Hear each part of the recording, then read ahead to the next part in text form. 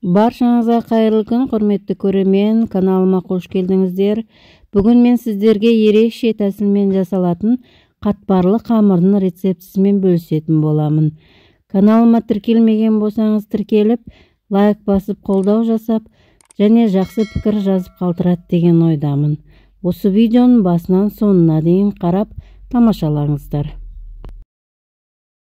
Бұл қатпарлы қамырымыздың ерекшелігі екі түрлі қамырден жасайтын боламыз. Бірінші түрі қамырымызды електен өткізіп алған ұнымыздың үстіне сары май немесе пайызы жоғары маргаринімізді салып илесек болады. Міне осындай қолымызбен уқалай отыра жұмсақ қылып қамыр илеп шығамыз. Енді осы қамырымызды алып бір шетке қоя тұрамыз да екінші қамырымызды жасайтын боламыз. Екінші қамырымызды илеуге кірісеміз. Міндетті түрде електен өткізіп алған ұнымыздың үстіне жарты шай қасық тұз салып араластырамыз. Ары қарай мұздай судың үстіне бір тал жұмыртқамызды салып, жақсылап араластырып аламыз. Енді осы сұйықтықтың үстіне 9% сірке суын бір ас қасық құйып, жақсылап бір араластырып алған соң, ұнымыздың үстіне осы сұйықтықты аз-аздан құя отыра жұмсақ қылып қамыр илейміз.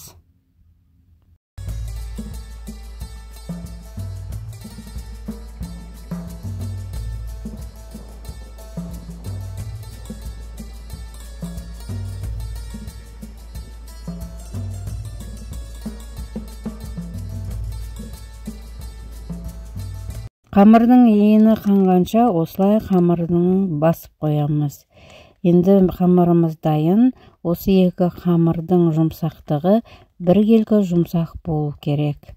Енді ары қарай екінші илеп алған қамырымызды оқтауменен жаятын боламыз. Дөңгелек қылып жаймаймыз. Ұзыншақ осындай видеода көріп тұрғандарыңыздай жайыңыздар. Ортасына бірінші илеп алған қамырымызды салып, конверт тәріздес қылып орайтын боламыз.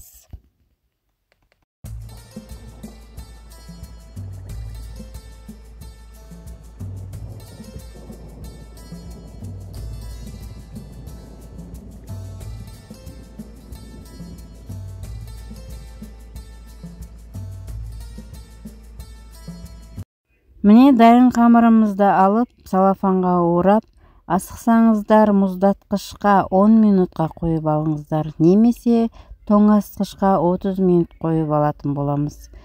Осылай 30 минут уақытымыз өткеннен кейін қамырымызды тағы да ұн сеуіп жаятын боламыз.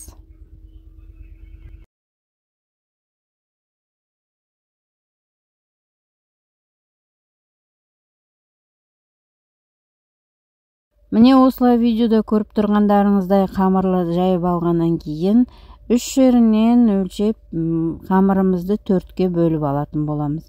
Екі жақ шетінен.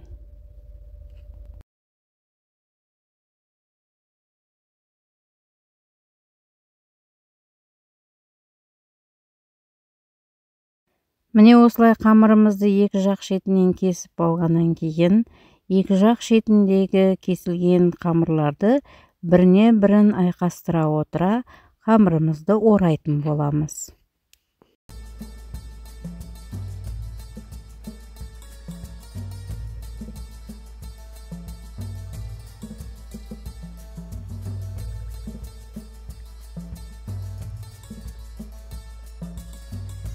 Міне енді осы орап алған қамырымызды тағы да салафанға орап, мұздатқышқа 10 минутқа немесе тоңазытқышқа 30 минутқа қойып алатын боламыз. 30 минут уақытымыз өткеннен кейін қамырды тағы да екінші қайтара жаятын боламыз. Дәл бірінші ретте жасағандағыдай екінші рет тағы да солай орайтын боламыз.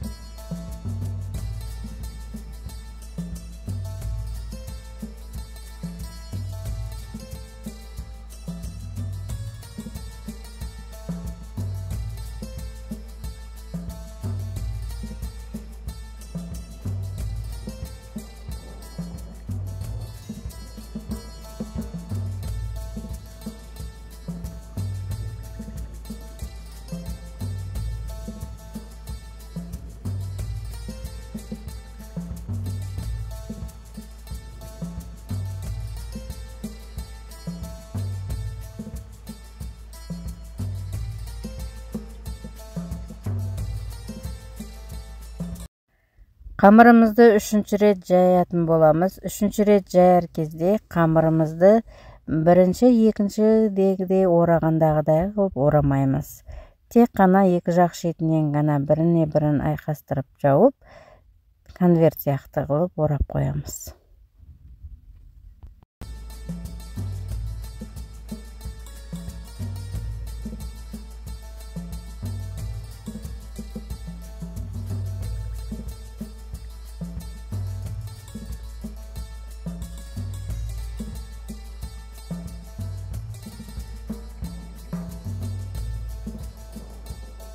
Міне, құрметті көрермен, осымен қатпарлы қамырымыз дайын.